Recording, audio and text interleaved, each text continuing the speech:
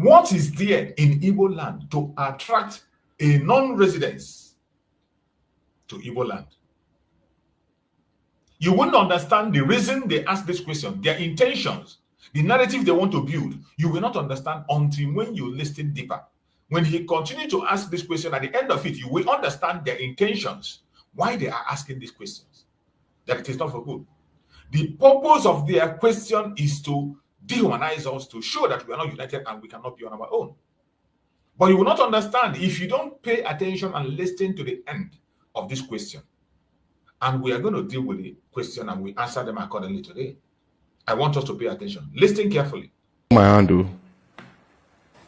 What is there in Igbo land to attract a non-resident, which is important? And I think that this will be a question, therefore, for not just the authorities in government in all the 5 states of the Southeast, but to also the billionaires and businessmen of Igbo extraction who are mostly outside of that region. You know, for a number of times, the Igbos are compared to the Jews in terms of how proficient they are, how industrious they are. Okay. But of course, nobody will say that the Jews have not done anything in their homeland of Israel. We know of how powerful they are in terms of military base, in terms of agriculture. When you listen to this clown in asking that question, he compared the Igbos to the Jews and tell you how successful the Jews are in their state of Israel. The Jews have their own state. They have their own country, the state of Israel, the Jewish state. And in that their own state, you are asking, they know how successful they are in their state. How successful. He was trying to compare, these are people that have their own country. They have fought through all trial. The same thing we are facing, they faced it and they succeeded at last and they fought through. And it was only when they had their nation, it was only when they had their own nation that they have all these successes you are pointing out. It was only after the establishment of the state of Israel that they were able to make this achievement that this man is going to enumerate here. But he wants to try and throw it to us, who they have forced to remain in a place where we do not belong. He is trying to compare us. They are forcing us to be, even when they know we want to. Now they only talk about the success of the Jewish success, but they didn't talk about that the Jewish fought their way to their independence and got their independence in their own state, doing things the way they want, how they want it, in their own way. So when you are making such comparison, you have to first of all start from supporting the right of the Biafrans to have self-determination, be on their own. Be on their own. Then watch and see the progress they can make. You see, when you don't pay attention to these people, when they start asking their question, speaking, you will not understand. But when you listen deeply, you will begin to understand and see the narrative, where they are coming from, the evil they are trying to preach. And when you can be able to get it, you can be able to attack them effectively and respond to them effectively. I want you to pay attention. Yes, they are. Okay. But of course, nobody will say that the Jews have not done anything in their homeland of Israel. We know they have done something in their own land of Israel. In their own land of Israel. Today, our land is still under occupation by Nigeria. Nigeria has refused us to take charge and take control of our land. The state of Israel, they are in charge of their land. They are in control. They direct the affairs of their people. It's a very big difference. Of how powerful they are in terms of military base, in terms of agriculture, in terms of IT and everything.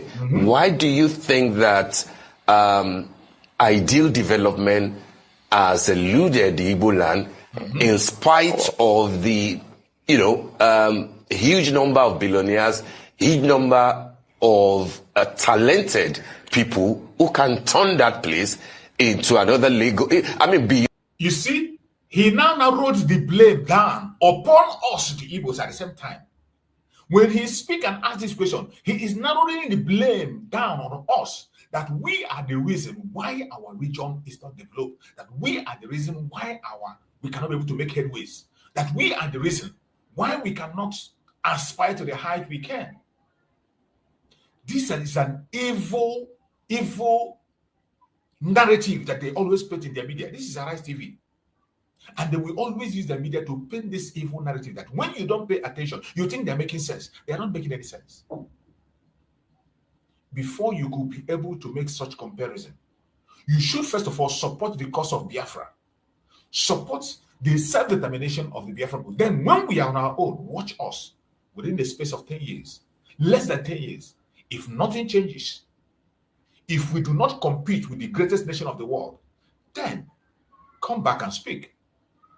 But until then, well, let's go. I will respond to you accordingly. Beyond Lagos or Abuja into a mini Dubai and things like that. That was the whole point of Haba and the revolution that was meant to happen there, but which we never saw. Why do you think that this has endured for a while? This unenviable reality that there's no point going there to want to buy land, even if you have the authority to buy land. And then secondly, because of time, I would like you to touch on why is there so much anger on the part of many people from the Southeast? Senator Yinaya Baribe spoke about the fact that Nigeria should not think it's progressing by suppressing the Igbos. Do you think that the Igbos are still being suppressed? And why? Is it not something of a paradox that a people so enterprising will now be asking for federal intervention when they will have shown the world that, hey, we really don't need you that much. Our enterprise, our sense of duty can get the southeast part of Nigeria to become the next Dubai, for example. Why is federal intervention so important? You see the evil of the zoo. When you listen to these people, and when you listen to them talk, if you don't pay attention, you will not see where they are coming from. He asked why the anger. Then he threw it back to change create another. And you know these people, this media, Nigerian media is so evil that every single thing we are suffering today as Biafrans is caused by these people. I saw this very question asked on their media and I picked it up. That was why I want to conduct a program on this very questions that this man have asked. Hopefully they will come across our video and get their response. And we are going to respond accordingly. This evil has been going on for a very long time. Each time they come, they create a narrative and push it to the world and make the world to believe falsehood against us, the Biafrans. They have been doing this over and over and over and over again. And we have not been paying attention until this time that we have started paying attention. And I bet you their evil agenda can no longer stand. Their lies can no longer fly. Not while we are still around. Not while we still have access. Not while we still can breathe. This their evil propaganda and agenda can no longer stand. My fellow Biafrans, lovers of freedom across the world, lovers of truth, lovers of justice, I welcome every one of you to this program today.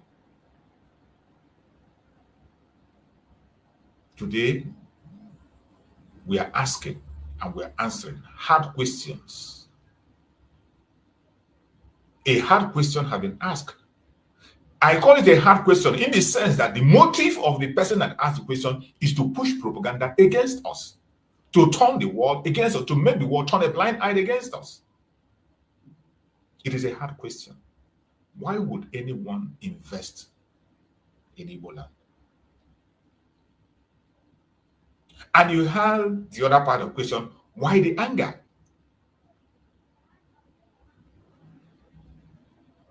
My fellow Biafrans that are watching, why would anyone want to go to Igbo land to invest? It's a question. It's a question, and an interesting one at that. Why would anyone go to Igbo land to invest? Why is there so much anger in Igbo land?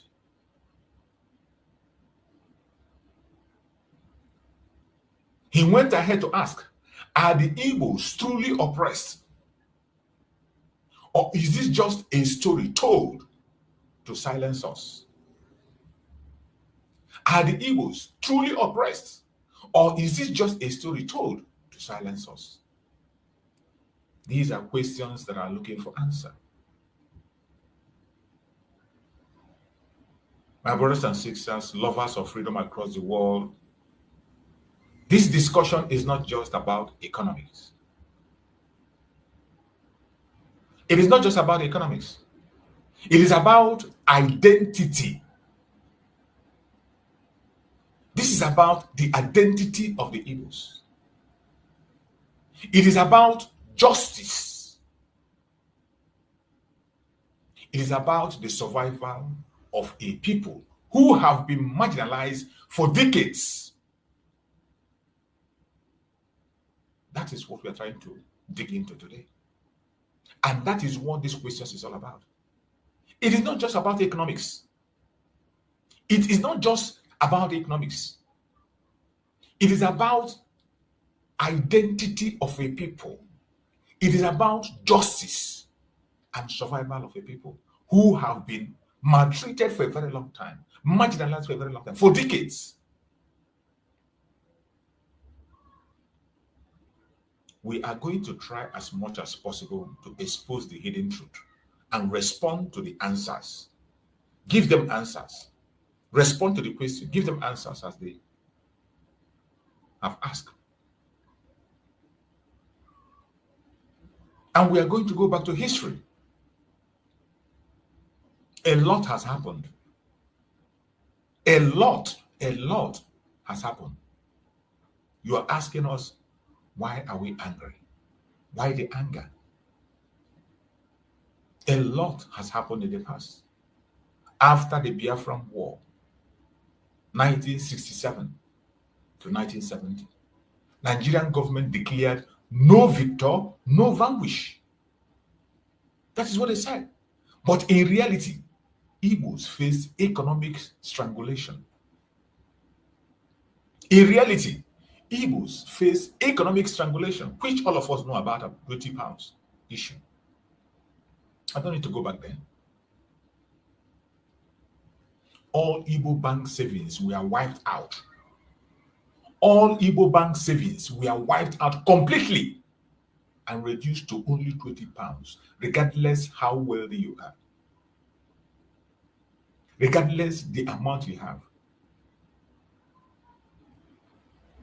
You also remember the issue of the abandoned properties in Port Harcourt and other areas where the properties of the Igbos were seized. You're asking why the anger? You're asking why the anger? Up to this day, as we speak, federal projects, industries, infrastructures were deliberately shifted away from the southeast.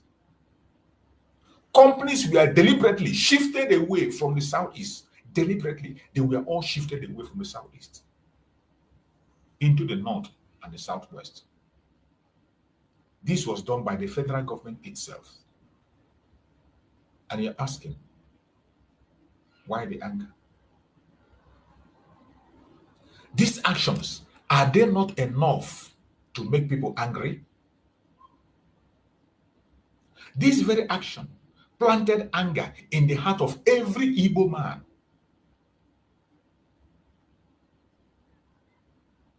Even after the war, they said no victory, no vanquish. And they were busy talking about one Nigeria. In the midst of one Nigeria, they took away every infrastructure, industries, deliberately, and they shifted them away from Biafra land into the north or the southwest. They imposed a very serious economic strangulation on us. But we survived it. We survived this. And up to this day, they are not yet satisfied. They are still fighting the war. They tell you one Nigeria. But every policy says otherwise. You go to their media, they talk about one Nigeria, but in their policies, every single policies that put forward says otherwise. And you're asking, why are we angry? Are you kidding? Even as we speak, the present day oppression is unimaginable. The one that is happening presently as we speak is unimaginable. After 65 years of their enslavement that they call independence, political marginalization has gone to the roof. No Igbo has been allowed to leave Nigeria since after the war. No single person dare come close. Infrastructures in the Biafra land are neglected. In Igbo land, especially, they are neglected completely. The roads are neglected. The roads in Igbo land are the worst in the country. The worst. Some federal roads in Igbo land have broken into two. You can't pass it. Once there is a rain, you cannot move an inch. They are the worst in the entire nation. There is no international airport. There is no seaport. And yet you're asking, why would Biafrans to be angry? And why would investors? Why would somebody say, why would anyone want to invest in Igbo land? When you have all these challenges, and these things are the responsibilities of the federal government, not individuals. In a country where you have a government, these things I'm mentioning are the responsibilities of the government. And the worst is that they created these things and they put them in exclusive list. That even you as an individual, if you want to indulge in certain development in your area, you cannot. There are certain development that you cannot venture into. There are certain things you cannot even venture into. They put it exclusive list. An evil policy that is holding everybody enslaved, and yet somebody is asking the question and saying, why would anybody, by the way, come to invest in Igbo land? And when he asked the question, he threw the blame on the Igbos as not developing their own area by themselves. Is this supposed to be our responsibility to create the development, to do our roads, to build the seaport, the airport?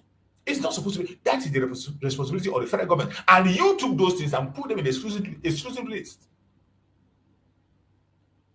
That even presently, a governor is claiming that he doesn't have the money to build a seaport. Something that, if offered the opportunity to some individuals in the Southeast, they will do it. But because it's exclusively for the government to do, they will not do so. They won't give you the license. They will not. One of the issues that was in exclusively was this issue of oil. But all of a sudden, they removed it and they gave it to Dangote. They gave Dangote license for oil. Another hand. They gave another hand license to refine oil, build a refinery. These were things that were in the exclusively for government to do before. But they singled out one man and gave him the certificate. There was a time he came out and he was saying there were 4 of them or whatever they gave him. Who are those 4 people? Who are they? Who are they? The other rescue, the other people that they say they gave them that license. Who are they? And what is their capacity? And what kind of license we are giving to them? What is their limit? What is the restriction that was placed in it? They talk to us as if we are fools, as if we don't know what we are doing. Infrastructure neglect in the Southeast by the federal government of Nigeria is scaring people away from investing in Biafra land. Economic suppression, security oppression. You are asking, Why would anyone want to invest in Igbo land and you want to blame the Igbos for that? Why would anyone who come and invest in a place where security operations have checkpoints at every 1 kilometer? That security operatives have checkpoints every 100 meters. Every 100 meters, they have checkpoints. How are you going to invest in such area? How will you operate effectively? How will you have your peace in such area? How can that such environment attract an investor? Military checkpoints flood Igbo land more than anywhere else in the world. Even in war zone, you don't have such checkpoints. The kind of checkpoints you have in Igbo land, you don't have it in war zone. And you're asking, why would anyone want to invest in Igbo land?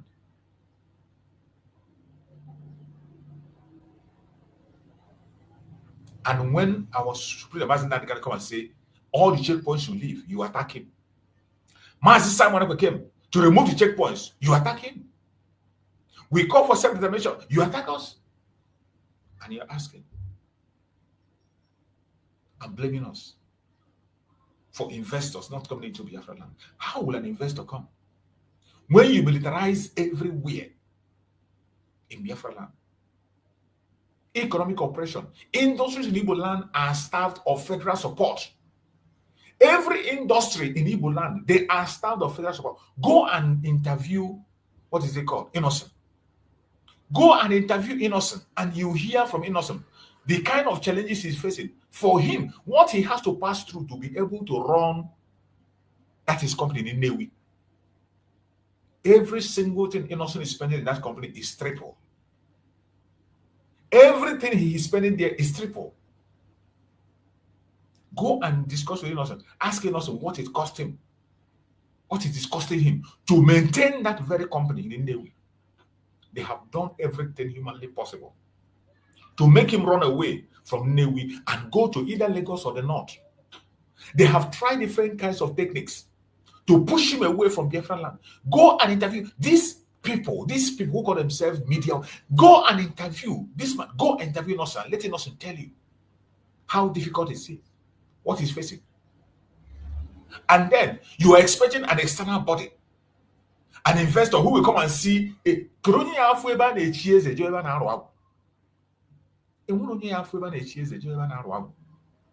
happen. And you are asking, why would anyone want to invest in Igbo land? Laying emphasis and blame on Igbos. Your federal government economic suppression is one of the reasons investors are not coming to Biafra land. The suppression, the militarization of our area, infrastructure neglect, political marginalization. These are facts. These are what is making investors not to come to Biafra land. And it is solely on the federal government. It is their plan and strategy intentionally put in place.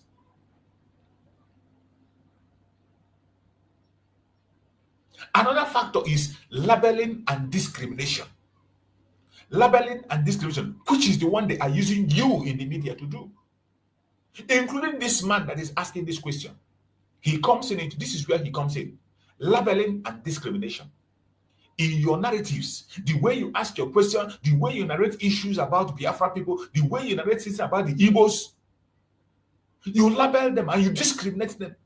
You de-associate them with everything that has to do with Nigeria, yet you call them part of Nigeria. Look at the question you ask and the way you ask and the manner in which you put the question. Putting a blame upon them, something that has nothing to do, and you made a comparison with the state of Israel. You made a comparison with the state of Israel. And after you acknowledge that they are hardworking, they are doing, and they are like Israelites, and you forgot that Israel have their own nation. The state of Israel belongs to the Jewish. It's a Jewish nation. They control it.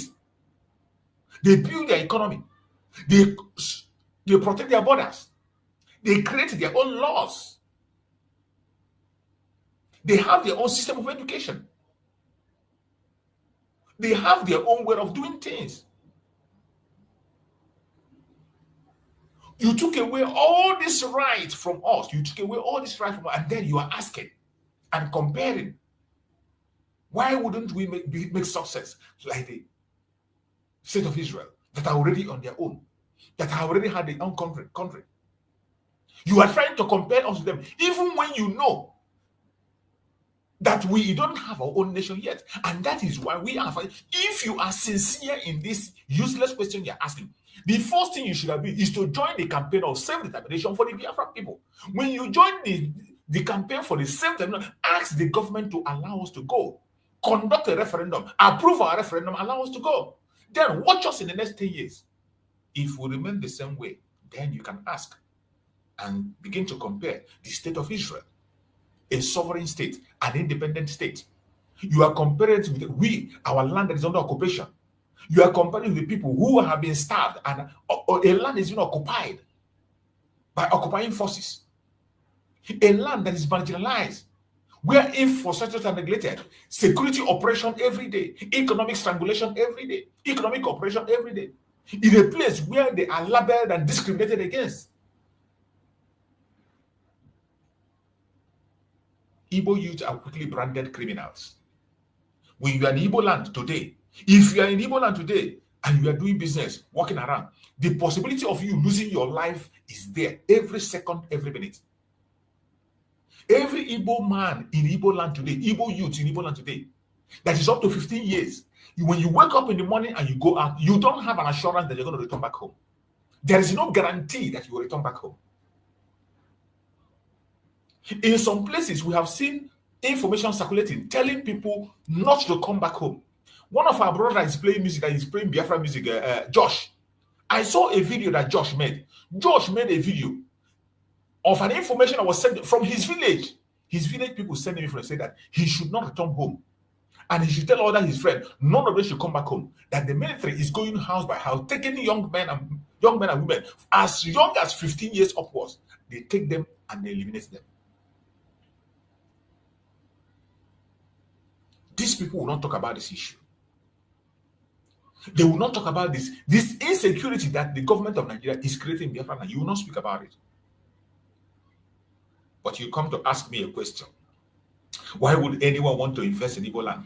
And you are pushing that blame on the Igbos, and you are asking, why are they angry? Why the anger? Imagine the boldness. You are asking, why the anger?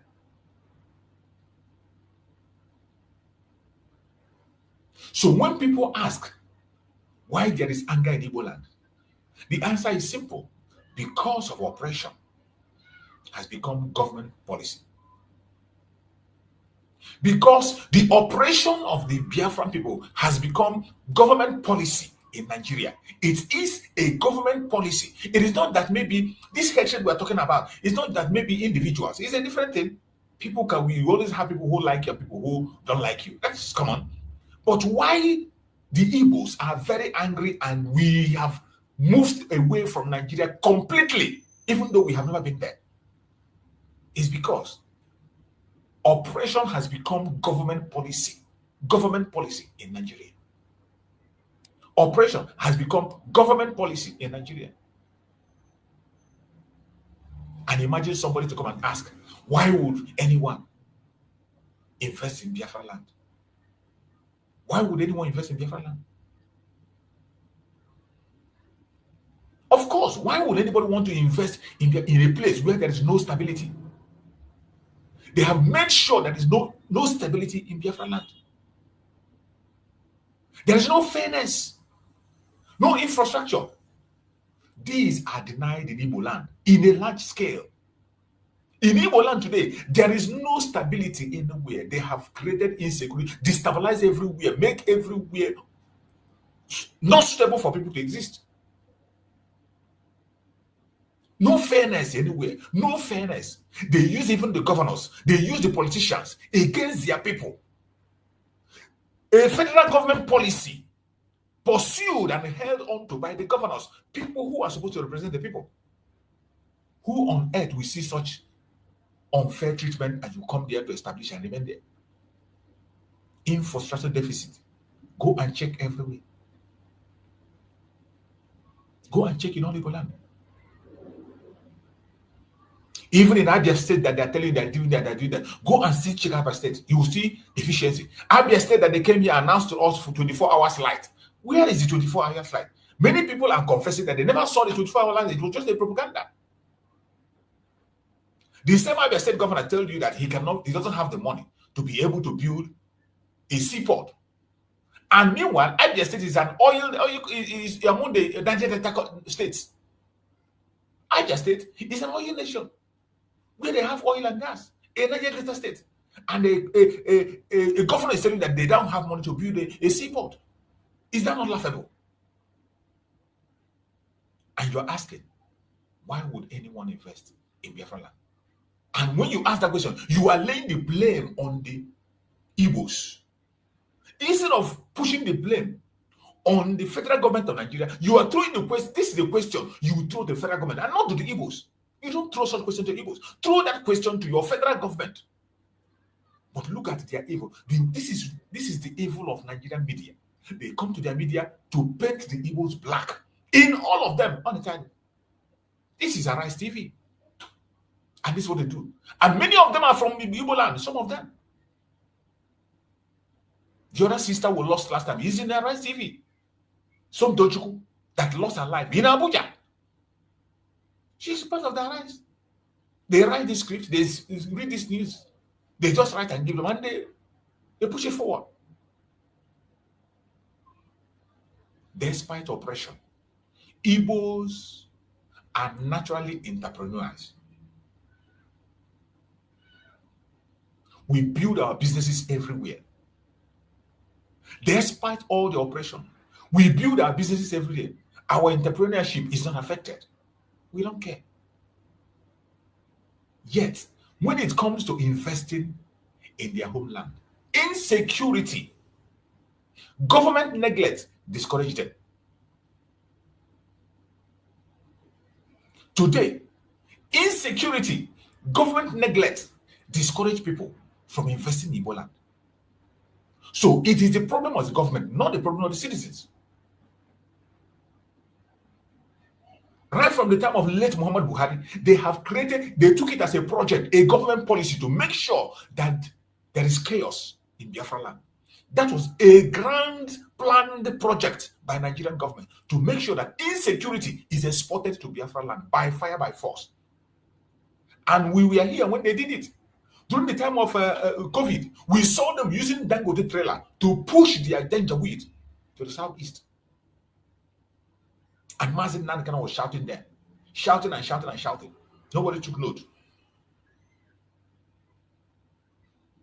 As if that wasn't enough, the ESM was able to stop them then. What did they do? They took recruited Boko Haram members and they pushed them down to Biafra land to create chaos.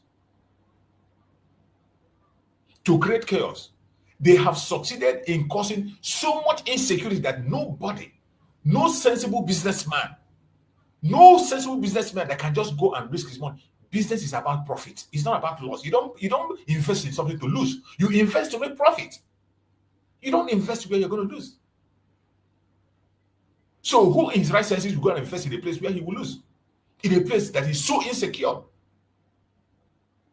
In a place that the government have neglected, 100% neglect. They don't care what happens. They don't care what is going on. They don't want to know. The Nigerian state has weaponized insecurity in Igbo land to scare away investors. This is a fact. This is a policy that Nigerian government signed up to. So this man should go and ask Nigerian government this question. Why would anyone want to invest in Igbo land? You don't ask that question to Igbos. Because the Nigerian state has weaponized insecurity in Igbo land to scare away investors. It is a grand plan which they started from Muhammad Buhari. And just as Tinubu promised that he will continue from where Buhari stopped, he continued. He continued. Even as we speak, they continue to weaponize insecurity in Igbo land to scare away investors. That is why today, you see the greatest amount of military men and military checkpoints in Biafra land that you can ever find in the north, where the terrorists have taken charge already. In the north, where the world is having an outcry today of the genocide of the Christians, the massacre of the Christians in the north, none of them is paying attention. Nigerian military are not in the northern part of Nigeria to curb the attack of the terrorists against the Christians in the north. They don't care about it. But they push them down to Biafra land because of the policy of weaponizing insecurity in Igbo land to scare away investors. As I said, tomorrow I am going to come for this program. The relationship, how the genocide of the Christians in the north is connected to what is happening in Biafra land today. How it is connected to the Biafran cause. We are going to deal with that program tomorrow.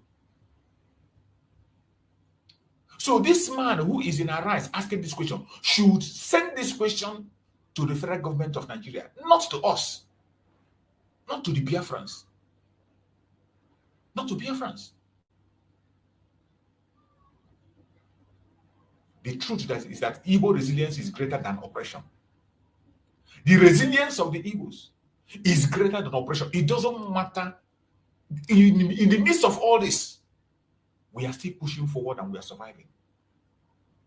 In the midst of all these atrocities, we are pushing forward and we are surviving. If given the same support other regions enjoy, if given the same equal treatment that other regions enjoy, Igbo land will be a world-class investment hub. No doubt about it. Igbo land will be a world-class investment hub. We, the Igbos, are not begging for handout. We have never begged for handout. Even after the Civil War, that they took away everything, we didn't beg for handout. So we can't beg for handout now. We are demanding fairness. That's all we have demanded all this while is fairness. That has been our demand. Fairness, that is the only thing we demand for. That is the only crime we have committed in Nigeria. But at this point, there is no other way than to walk out of that zone, which we have already done. We are not part of you, and we can never be part of you. So for the fact that you will sit in that station and begin to compare us to the state of Israel, I beg you in the name of Chukwu Okike Abiama, as you can have the confidence to compare us to the state of Israel, can you tell Nigerian government to allow us to have our own state? Tell your nation to allow us, tell Nigeria to vacate from our territory and allow us to have our own independent nation. Since you can make comparison with us to the state of Israel, acceptable. We are just as strong as they are, as educated, as wise, as industrious as they are. But the only thing that is hindering us is the continuous existence of Nigeria in our territory. The occupation of Nigeria is what is hindering us. So as you can come to your platform to make that comparison, can you tell Nigerian government to please approve, recognize the referendum of the Biafran people? Recognize our self-referendum and let us go peacefully. Let us go peacefully. Then, and after then, you can now begin to make this comparison. After 10 years, if we cannot compete with every other country of the world, come back and then you have a word to say. Until then, shove that your statement into your mouth. Until then, redirect your question to where it's supposed to be. Not to us. Not to us. Not to us. You are asking me why the anger. You are asking Biafrans, why are we angry? Why are we so angry? Why are we coming online every day to talk? Why is it that we are angry? Why is it that we don't want to be part of it? You are asking that question. Why anger? Our anger is justified. More than justified. Our anger is very justified. And I want to tell you that anger comes when your land is exploited but not developed. Anger comes when your land is exploited and is not developed. Anger comes when your people are killed and nobody is held accountable. When your people are murdered, nobody is held accountable. When genocide is going on in your area and nobody cares. Anger comes when you are told you are part of a country but treated as a foreigner. What else can make you angry more than that? That in a place you're supposed to be a home, you will live abroad all your life. You will even have more, people will accord you respect. But the moment you take the flight and you land in Murtala Muhammad Airport, you begin to see a different treatment. Even in the line where you are standing to stamp your passport, you will be pushed aside and they will entertain foreigners before you. They will treat you, you enter the road, from checkpoint to the checkpoint, you begin to see a strength, they will treat you like a foreigner. What else could make somebody angry more than that? You're asking me why the anger? You're asking the Biafrans why the anger? And you call yourself a journalist, a presenter, in whatever, this arise nonsense. You can imagine. Anger comes when your destiny is deliberately delayed. When your destiny is deliberately delayed, it props up anger. It creates anger. A very strong anger that cannot be ignored. This anger is not misplaced. It is righteous anger.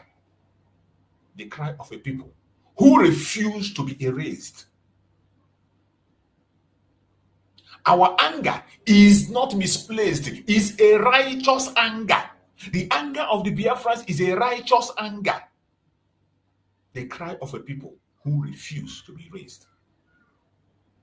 Don't ask me, why are we angry?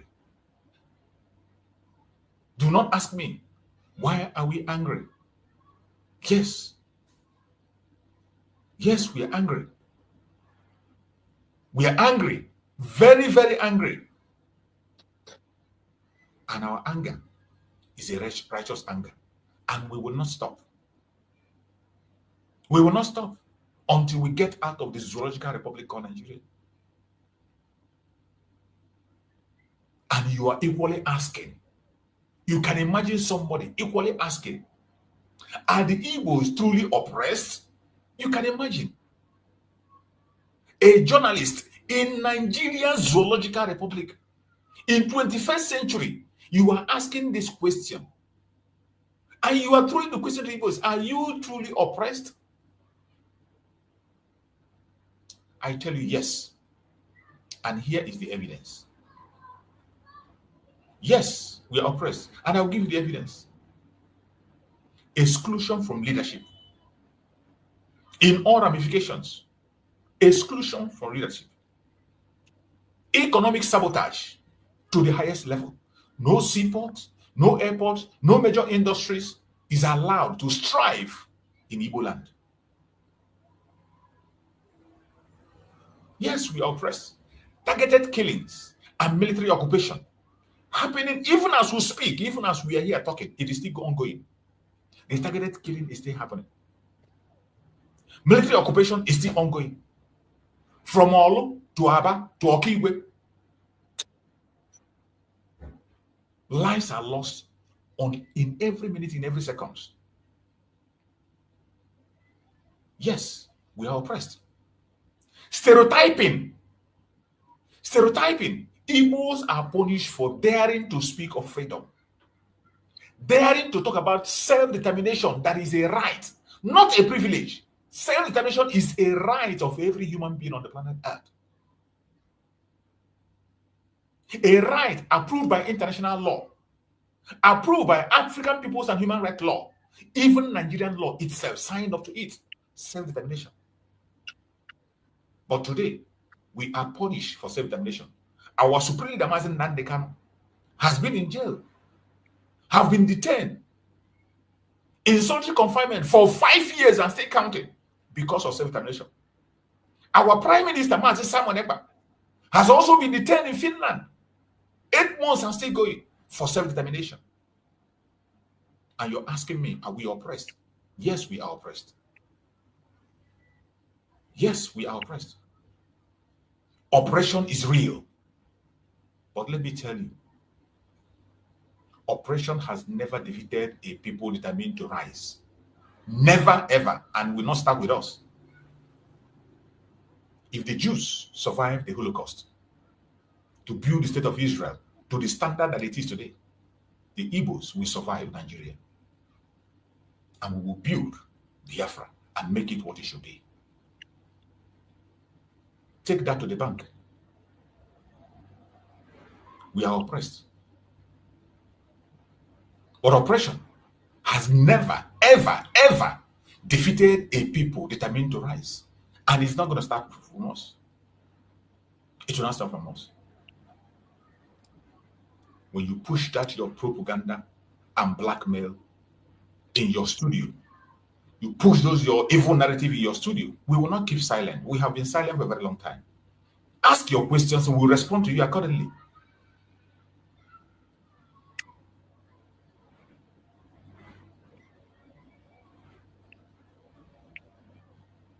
Every Biafran, wherever you are, it is time for us to unite together. It is time for us to have resilience. We cannot allow oppression to divide us. Never, ever. We must not allow oppression to divide us. We must build solidarity among ourselves. We must build solidarity among ourselves. It is a must. It is a must. No matter what your brother, your sister has done, no matter the differences we have, everybody does. We must build solidarity among ourselves. One Igbo nation, one destiny. And also respect and recognize our brothers around us. Carry them along. Love each other. Every nation that makes up Biafra, we have nations that makes up Biafra. We have the Ijo nation, the Banke nation, the Ibibio nation, the Ijo nation. So many nations that make up Biafra. We must build solidarity among ourselves. We must build that unity. Our Igbos in diaspora must channel investment strategy. Every Igbo must channel investment strategy into education, technology, and self-sustaining industries. Not like that our sister who went and invested in Lagos, and before you know it, they destroyed it, only to come and learn and begin to lament. Make a wise investment. Don't go and put your money in the hands of your enemy to come and lament tomorrow. Diaspora Igbos who are investors, more especially because we are mentioning Igbo because they are the majority. They are the ones that throw this money around into the hand of the enemies. That is why we mention Igbo. It's not just about them.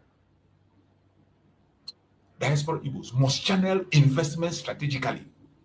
Their investment, they must channel it strategically into education, technology, and self-sustaining industries. Unity is the weapon that will break chains stronger than bullets.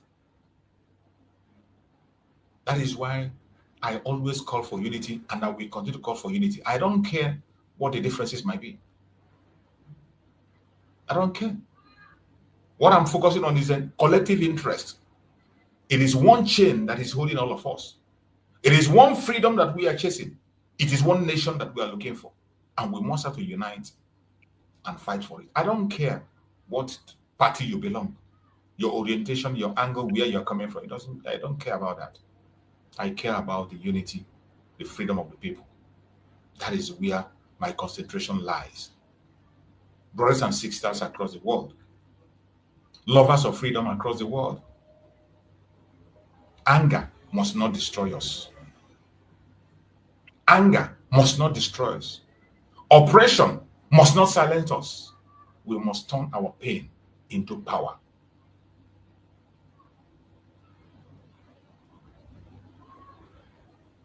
We must turn our pain into power, and the time is now. The war we are engaging in is a media warfare. In your own little platform, even if it is one person that is listening to you, even if nobody is listening, put out the information and send it out. Chukwu himself will carry it. You never can tell who is coming across your message because the warfare has just increased.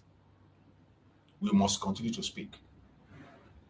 I welcome my beloved brother Christian. Thank you so much for joining, my brother Christian, and I can see my brother Greg there. Thank you so much for joining on the program. I welcome all of you.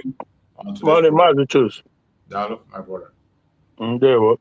Go ahead and speak to us. Yeah, I just captured what you are dwelling on. So, and I was like, is that is there like a question from a journalist? What happened really? Because that is what really, but of course, talking about anger or pain or whatever you want to call it. So I don't know. That guy on the screen, I know he's a journalist with Arise, right? Yes, I think you have to listen to the question he asked. Listen to the question, then you can now make your comment and respond. Good. Okay. My handle. What is there in Igbo land to attract a non-resident, which is important? And I think that this will be a question, therefore, for not just the authorities in government in all the 5 states of the Southeast, but to also the billionaires and businessmen of Igbo extraction who are mostly outside of that region.